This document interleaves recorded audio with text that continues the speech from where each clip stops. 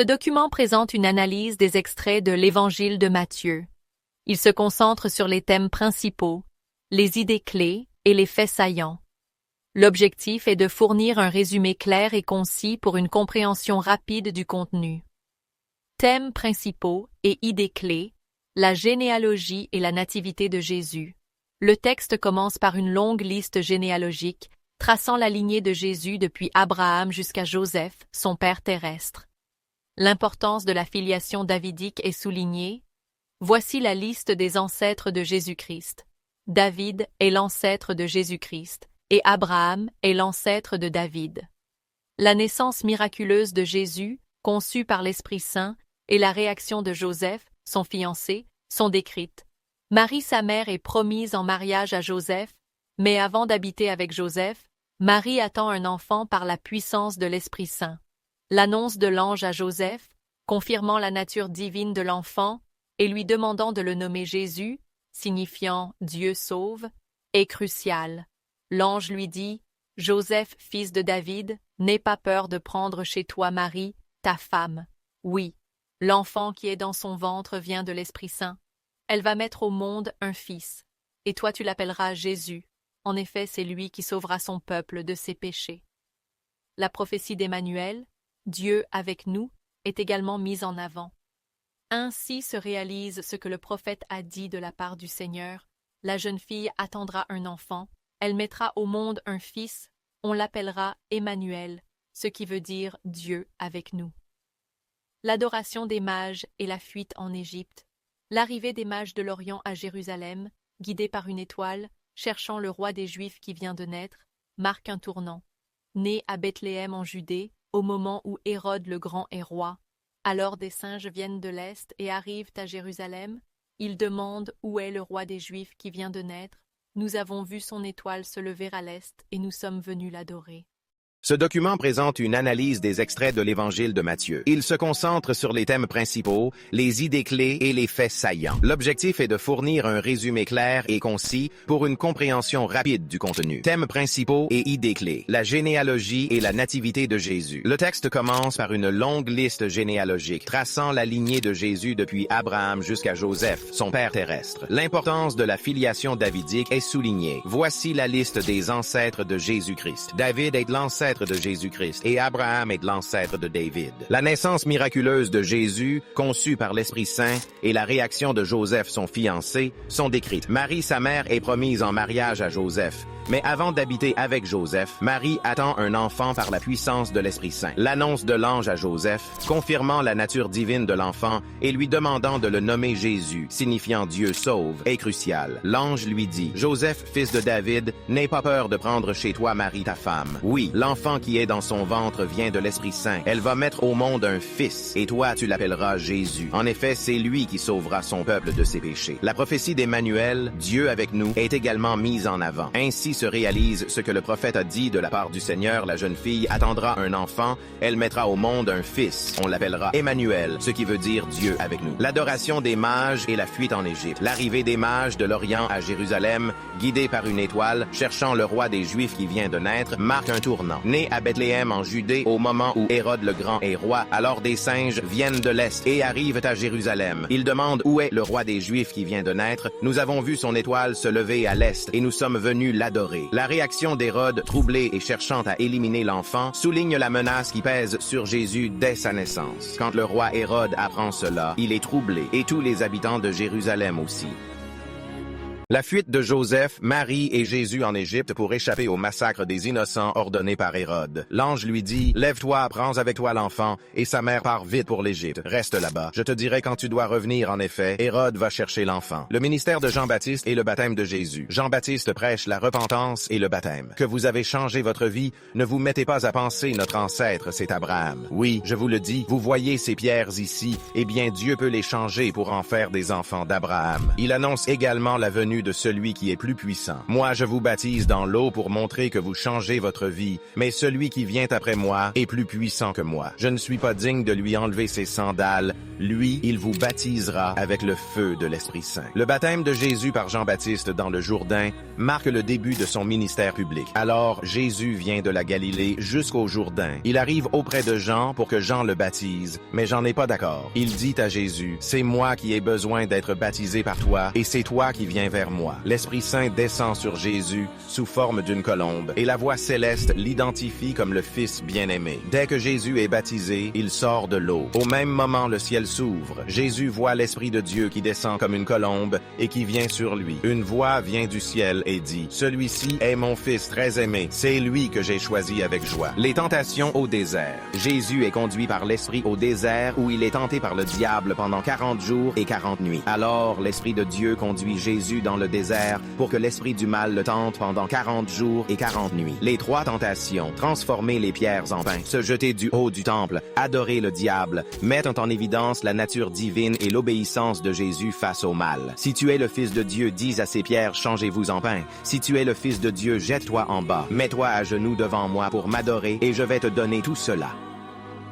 Le début du ministère de Jésus en Galilée. Après l'emprisonnement de Jean-Baptiste, Jésus commence son ministère en Galilée. Jean a été mis en prison quand Jésus apprend cela. Il part pour la Galilée. Il s'installe à Capernaum et commence à prêcher la venue du royaume des cieux et l'appel à la repentance. À partir de ce moment, Jésus se met à annoncer « Changez votre vie ». Oui, le royaume des cieux est tout près de vous. L'appel des premiers disciples, Pierre, André, Jacques et Jean. Jésus marche au bord du lac de Galilée. Il voit 2 frères Simon qu'on appelle Pierre et André. Son frère, ce sont des pêcheurs et ils sont en train de jeter un filet dans le lac. Jésus leur dit, « Venez avec moi et je ferai de vous des pêcheurs d'hommes. » Aussitôt, ils laissent leur filet et ils suivent Jésus. Jésus enseigne dans les synagogues, guérit les malades et chasse les démons. Jésus va dans toute la Galilée. Il enseigne dans les maisons de prière juives. Il annonce la bonne nouvelle du royaume. Il guérit les gens de toutes leurs maladies et de toutes leurs douleurs. Le sermon sur la montagne. Ce passage, un pilier de l'évangile de Matthieu, est introduit par l'ascension de Jésus sur une montagne, symbolisant une révélation divine. Jésus voit les foules qui sont venues, il monte sur la montagne, il s'assoit et ses disciples viennent auprès de lui. Les béatitudes, un texte central définissant un ensemble d'attitudes spirituelles menant au bonheur. Ils sont heureux ceux qui ont un cœur de pauvre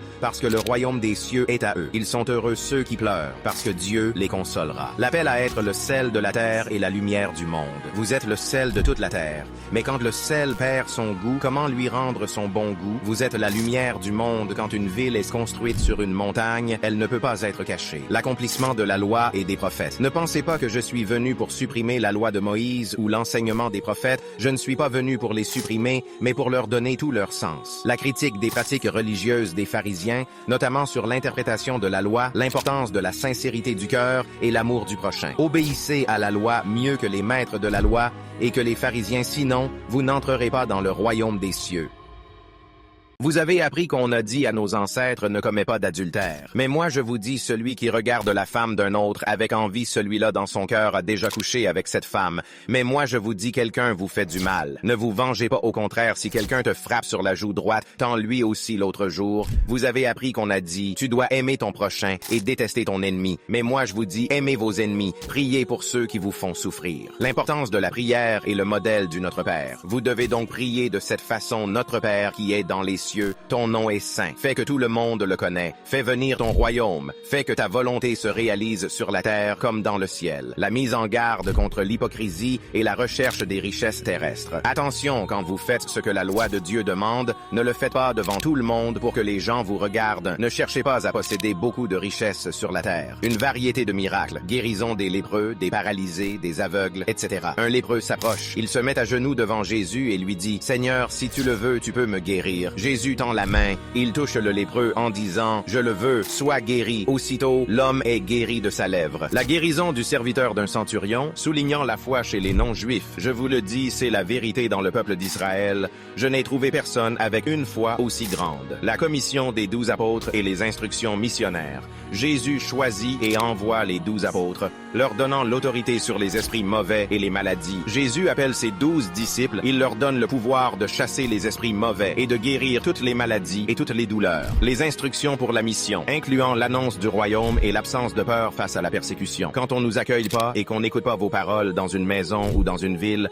partez de là et secouez la poussière de vos pieds. Les avertissements sur les persécutions à venir. Faites attention, des gens vous livreront aux tribunaux, ils vous frapperont à coups de fouet dans leur maison de prière.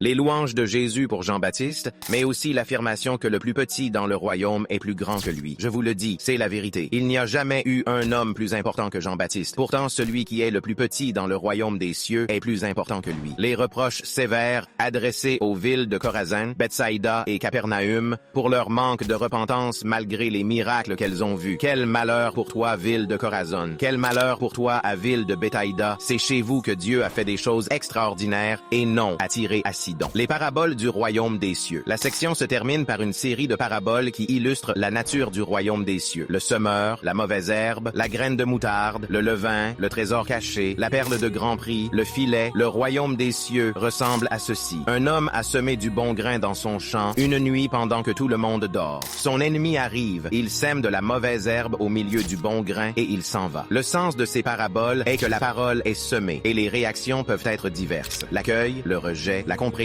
la bonne terre. Ce sont les gens qui entendent la parole et qui comprennent. Ils donnent des fruits. Les uns sont d'autres 60. La confession de Pierre et les prédictions de la passion. La confession de Pierre. Tu es le Messie, le Fils du Dieu vivant. Jésus arrive dans la région de Césarée de Philippe. Il demande à ses disciples pour les gens qui est le Fils de l'homme. Ils lui répondent, les uns disent que tu es Jean-Baptiste. D'autres disent que tu es Élie. D'autres encore disent que tu es Jérémie ou l'un des autres prophètes. Jésus leur dit, mais vous, qu'est-ce que vous dites? Qui suis-je? Simon-Pierre lui répond, tu es le Messie, le Fils du Dieu vivant. L'annonce de la passion à venir et la nécessité de suivre Jésus sur le chemin de la croix. Si quelqu'un veut venir avec moi, il ne doit plus penser à lui-même. Il doit porter sa croix et me suivre. La transfiguration. Un moment de révélation de la gloire divine de Jésus à ses disciples. Sous leurs yeux, Jésus change d'aspect. Son visage brille comme le soleil et ses vêtements deviennent blancs comme la lumière.